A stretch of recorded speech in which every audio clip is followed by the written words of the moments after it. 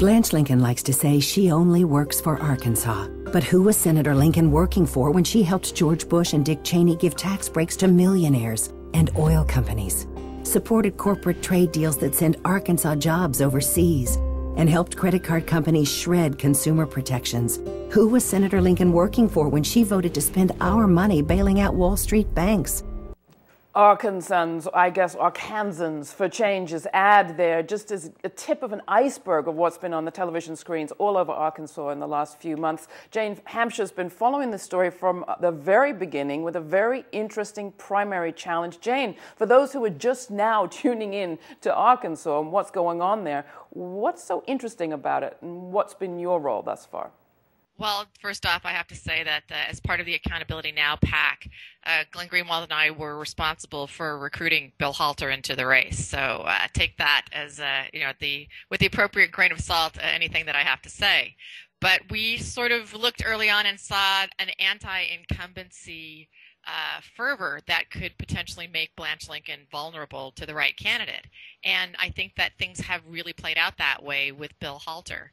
But I think that what we're seeing across the country tomorrow, and it's going to be fascinating, is that you've got insurgent candidates running against incumbents. And in fact, they seem to be polling better in the general election, even though they're more liberal, against Republicans than the establishment, quote-unquote, centrist candidates would. Well, let's talk about this Lieutenant Governor Bill Halter and why it was that you thought he would be a good candidate. He came out really strong from the very beginning, and he has made a lot of gains in the last few months. Tell us what's shifted, if anything.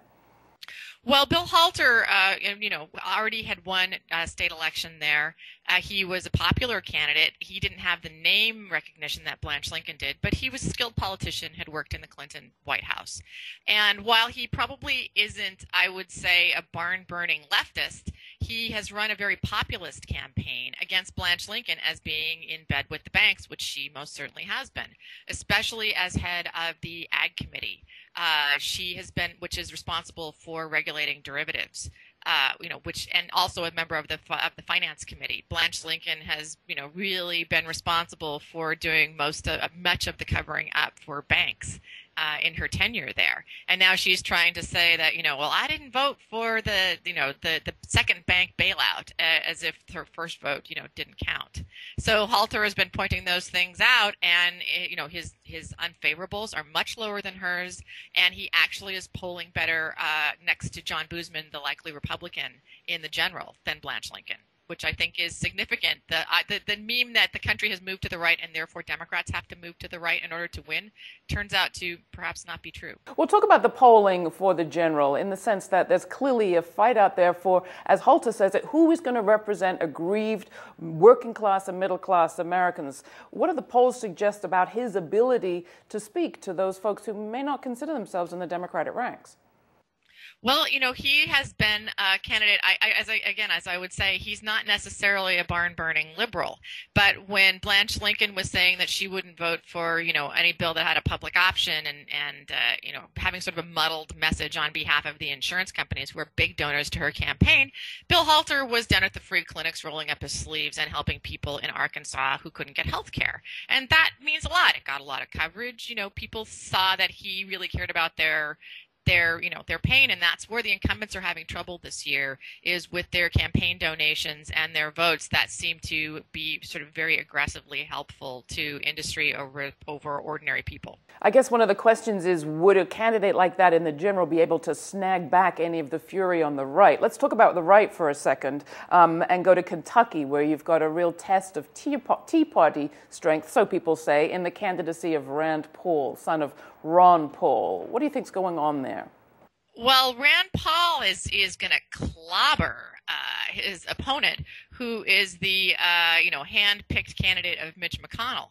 And most polls have him running between 14 and 16 points ahead of Trey Grayson. And although McConnell's pollster has them running even, so I'm not sure that I have a lot of faith in that.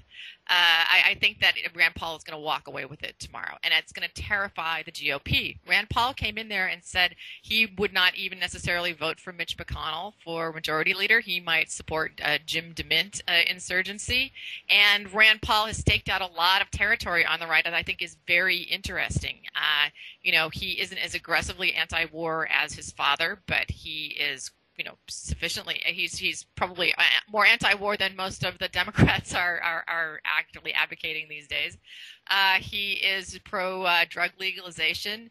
He goes back to a lot of the sort of paleo Republican positions, non-neocon positions, and the level of the intensity of his support is jarring Republicans who are looking at Bob Bennett's defeat last week in the primary and going, holy smokes, what's happening here? Well, the same kind of jarring that might be happening in Republican establishment circles in Kentucky is happening in Democratic establishment circles, kind of, in Pennsylvania, where you've got a challenger against Arlen Specter, changed his party, now a Democrat, has the backing of Barack Obama, and is running neck and neck with Joe Sestak from Congress. What about that race?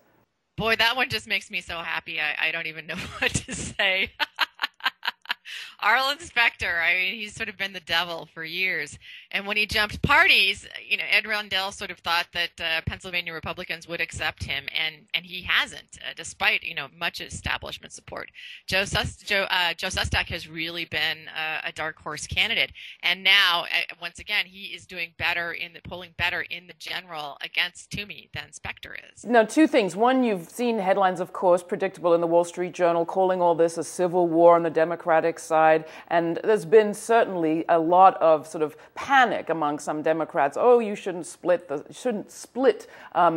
Democratic Party in this important re-election year. Talk about that for just a second. Your response, the likelihood of some of these candidates actually winning come the general election, and finally, if there aren't the kind of upsets that many are expecting from these primaries, can you see other gains? We've seen Blanche Lincoln shift on financial reform already.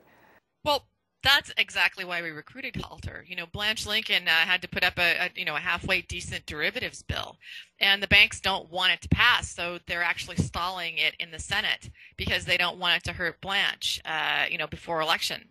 And what will probably happen is that, Halter may not beat Lincoln, but the chance of driving her into a runoff on June 8th is actually quite good, which means they're going to be stuck. If they defeat her bill, they could also defeat Blanche, because she won't be able to sit there and say, well, I really fought the banks on derivatives.